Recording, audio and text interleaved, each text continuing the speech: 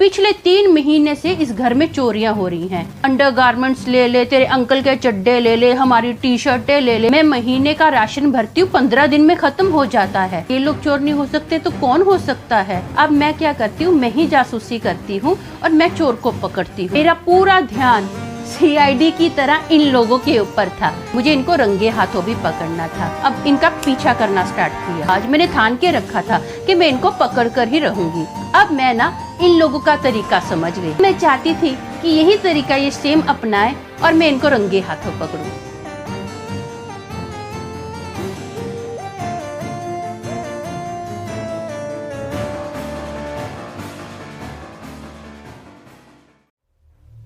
हांडी का मुंह खुला हो तो कुत्ते को शर्म आनी चाहिए। ये कहावत मुझे तब तक समझ में नहीं आई जब तक ये किस्सा मेरे सामने नहीं हुआ जो मैं आज आपको सुनाने वाली हूँ। बहुत अफसोस की बात है कि एक पालतू जानवर को पता है कि अपने मालिक की थाली में मुंह नहीं मारना। उसके प्याले में उसको जितना दिया गया है उतना ही उसको खाना है, लेकिन इंसान का मजबूरी में उठाया गया गलत कदम उसको गुनाह के दलदल में घसीटकर एक ऐसा कीड़ा बना देता है जो उसको गंद खाने के लिए मजबूर करता है। तब गुनाह का बीज एक विशाल पेड़ बनकर जहरीले फलों को पैदा करता है। हेलो दोस्तों, मेरा नाम अमन है। मैं आप सभी का मेरे YouTube चैनल 50-50 ब्लॉग्स में स्वागत करती हूँ। उम्मीद करती हूँ कि आप सभी अच्छे और स्वस्थ होंगे। आप मेरे चैनल को सब्सक्राइब कीजिए, लाइक कीजिए, शेयर कीजिए और कमेंट भी जरूर कीजिए। बेल आइकन को दबाना मत भूलना ताकि आपको मेरे आने वाले वीडियो की नोटिफिकेशंस मिलते रहें। दोस्तों, जैसे कि आपको कल की वीडियो में बताया गया था कि आज ये पार्ट 2 है काले कच्छे वाले चोरों का। पूरे शहर में हल्ला मचा हुआ था और पता था कि काले कच्छे वाले चोर पकड़े गए हैं। सबके अंदर एक शांति आ गई थी, सब लोग चैन से सोए थे। और मैंने बताया था कि हमारे घर में तो अभी तक चोरियां होना बंद ही नहीं हुई थी। एक दिन आंटी ने क्या किया, आंटी जोर से चिल्ला रहे हैं, गुस्से में चिल्ला रहे हैं, अरे बाप रे, ये काले कच्छे वाले चोर तो मेरे पीछे ही पड़ गए हैं, नाक में दम करके रखा है जय खाने आने। तो मैंने आंटी को पूछा क्या हुआ आंटी? बोले देखना, पूरे शहर में चोरियां होनी बंद हो गई, सिर्फ यही घर है बोले जो चोरियां इसमें कंटिन्यू हो रही हैं। पिछले 3 महीने से इस घर में चोरियां हो रही हैं। तो मैंने बोला अच्छा क्या चोरी हो गया? आंटी बोले क्या नहीं चोरी हुआ ये पूछ, अंडरगारमेंट्स ले ले, तेरे अंकल के चड्डे ले ले, हमारी टी शर्टें ले ले, बेडशीट की चादरें ले ले। बोले मैम हर एक चीज चोरी हो रही है, मैं महीने का राशन भरती हूँ, 15 दिन में खत्म हो जाता है। बोले मैं तो बहुत परेशान हो गई हूँ। बोले कोलियां ग्लास जो चोरी होती है वो तो अलग ही है, बोले अनगिनत मेरी कोलियां ग्लास चोरी हो गई हैं। तो मैंने आंटी को बोला आंटी इस घर में तो आपके इतने पड़ोसी भी आते जाते नहीं हैं, बहुत रेयर आते हैं और कोई खास इधर आता भी नहीं है, तो आप बोल रहे 3 महीने से चोरियां हो रही हैं, कहीं आपकी काम वालियां तो नहीं है? आंटी बोले ना ना, शक हम लोगों को इन पर हुआ था कि यही होंगी और कौन हो सकता है, पिछले 4 महीने से यही काम पर आ रही हैं। बोले हम सबको भी इन पर डाउट हुआ था। बोले लेकिन ये देखना, बोले मैंने इनको किसी चीज़ की कोई कमी होने नहीं दी है, मैं इनको कपड़ा लत्ता हर तरह का लेकर देती हूँ, क्योंकि जवान लड़कियां हैं, फटे हुए कपड़े पहनकर घूमेंगी तो कहाँ अच्छा लगेगा, माँ बाप बीमार हैं, बोले कभी ये एडवांस मांगती हैं तो इनको पैसा भी दे देती हूँ, जो कि इनकी पगार में से मैं कभी काटती नहीं हूँ, एक्स्ट्रा ही पगार से पैसा देती हूँ कि चलो माँ बाप गरीब हैं, 2 लड़कियाँ बेचारी कमा रही हैं, जो 2 भाई है वो तो छोटे हैं इसके। तो बोले इसको पैसे की कभी कभी नहीं होने दी, और जो भी कभी भी इन लोगों ने मेरे से राशन मांगा है तो मैंने इनको दिल खोल के राशन भी दिया है। हर हफ्ते मैं सब्जी भरती हूँ, बोले इन लोगों के लिए भी कोई ना कोई सब्जी लेकर आ जाती हूँ, तो मैंने इनको किसी चीज़ की कोई कमी होने नहीं दी है, तो ये लोग अपने घर पर क्यों चोरी करेंगी? बल्कि मैंने तो इनकी बहुत मदद की है।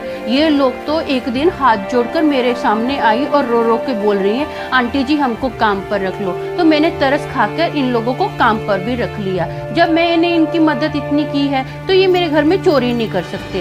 बोले मेरे को पक्का यकीन है ये लोग चोर नहीं हो सकते। तो फिर मैंने मन में सोचा ये लोग चोर नहीं हो सकते तो कौन हो सकता है? मैं जब सोच रही हूँ ना तो पूरा डाउट इन्हीं काम वालियों पर मेरा जा रहा है।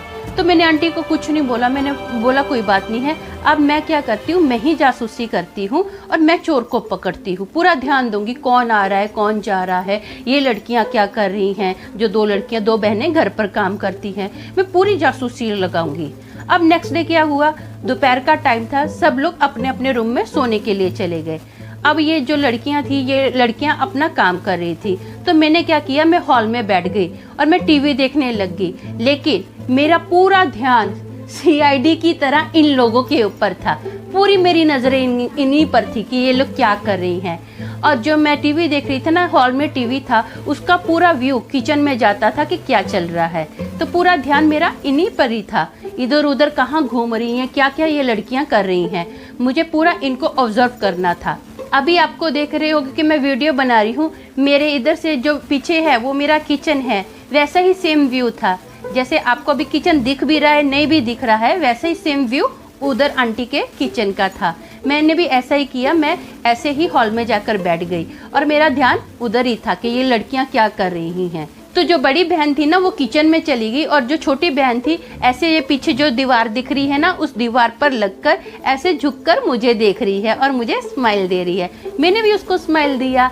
मुझे ना अंदर से बहुत डाउट हो रहा था कि जो लड़की किचन में गई है, बड़ी बहन ना, वो कुछ ना कुछ किचन में कांड कर रही है।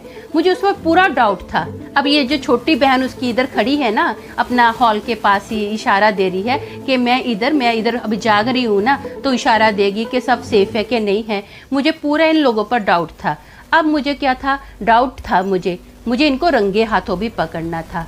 तो बड़ी बहन आई अभी और उसने क्या किया, उसने वो इतनी गर्मियों में भी ना डार्क ब्लैक कलर का दुपट्टा ऐसे ओढ़ती थी जैसे शॉल ओढ़ते हैं, मतलब पूरा अपने आप को ऐसे शॉल की तरह कवर कर लेती थी। तो बोलते हैं अच्छा दीदी हम लोग चलते हैं। तो मैंने बोला ठीक है जाओ। अब वो लोग गेट से बाहर निकले, थोड़ी ही दूरी पर जैसे गए ना, तो मैंने अब इनका पीछा करना स्टार्ट किया। अब पीछा कर रही हूँ तो ये लोग काफी दूर आगे निकल गए हैं और मैं भी इनको पीछा कर ही रही हूँ। मैंने सोचा था, आज मैंने ठान के रखा था कि मैं इनको पकड़ कर ही रहूंगी। तो ये दूर से मैं देख रही हूँ, इन लड़कियों के ना दो भाई आए, छोटे थे वो। तो इन लड़कियों ने क्या किया, बड़ी वाली ने अपने दुपट्टे में से कुछ चीज निकाली और अपने भाई को दे दी। अब वो मैं बहुत दूर से देख रही थी ना, मुझे समझ में नहीं आया कि उसने क्या चीज निकाली है अपने दुपट्टे से, लेकिन कुछ तो उसने अपने भाई को दिया था। 100% मैं इस बात के लिए श्योर हूँ। अब मुझे पक्का यकीन हो गया कि यही लोग चोर हैं। अब मैं ना इन लोगों का तरीका समझ गई। अब मैं चाहती थी कि यही तरीका ये सेम अपनाए और मैं इनको रंगे हाथों पकड़ूं। सेकंड डे आया, ये लोग काम पर आए, सब लोग अपना वैसे ही खाए पिए रूम में चले गए। ये लड़कियां साफ सफाई कर रही हैं, सेम वैसे ही उस दिन भी हुआ।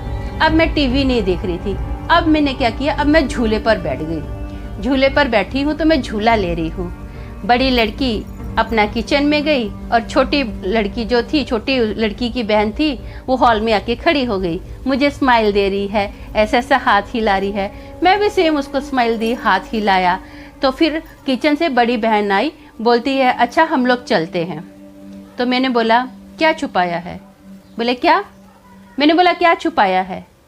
बोले आप क्या बोल रहे हो? मैंने बोला मैं जो बोल रही हूँ ना, आप लोगों को अच्छे से पता है मैं क्या बोल रही हूँ, क्या छुपाया है? तो बोलते दीदी आप हम पे इल्ज़ाम लगा रहे हो। मैंने बोला मैंने इल्ज़ाम नहीं लगाया, मैं पूरे यकीन से बोल रही हूँ, आपने जो भी छुपाया है ना वो इस टेबल पर रख दो।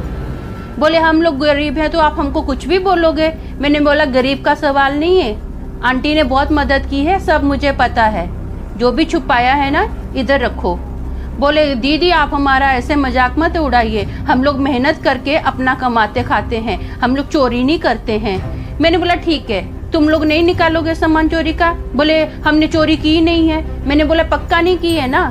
ठीक है मैं पुलिस को बुलाती हूँ, तुम लोगों ने चोरी नहीं की है ना, तो तुम लोगों को किसी चीज का डर नहीं है। हाँ अब मैं पुलिस को बुलाती हूँ, अगर तुम्हारे घर से हमारे घर का एक भी टुकड़ा निकला ना किसी भी चीज का, तो देख लो फिर तुम्हारा क्या हाल होगा।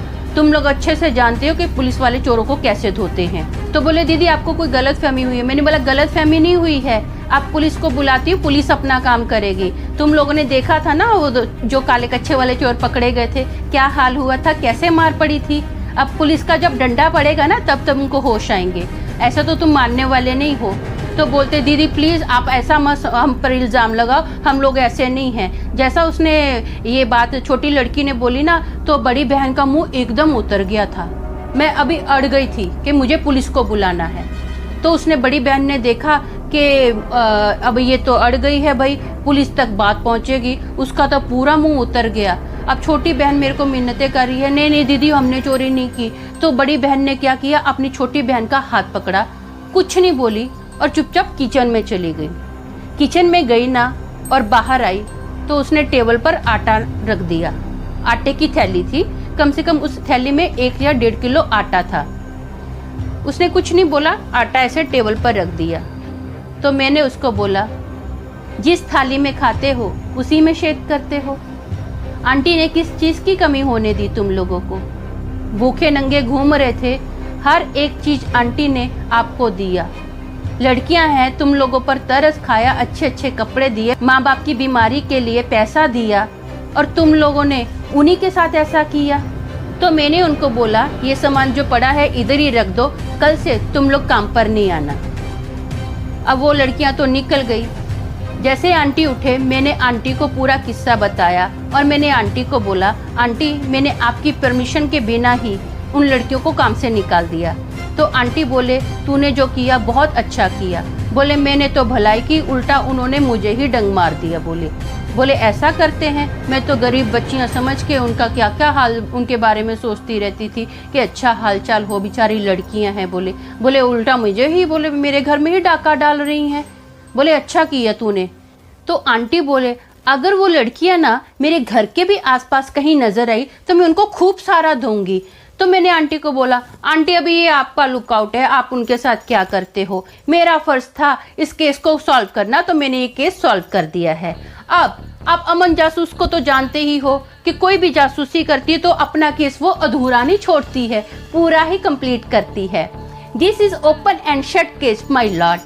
तो आपने मेरी जिंदगी के बारे में तो थोड़ा जान ही लिया है, अब उसी टॉपिक पर थोड़ी कविता भी सुनिए। ये 50-50 ब्लॉग का स्टाइल है, थोड़ी जिंदगी थोड़ी कविता। आज का दिन कल में बदल जाएगा, इस तरह कल का नाता आज से जुड़ जाएगा। विभिन्न बीज कर्मों के बोए हैं उपजाऊ भूमि पर, फल स्वरूप भला या बुरा इनाम हर कोई पाएगा। फल स्वरूप भला या बुरा इनाम हर कोई पाएगा।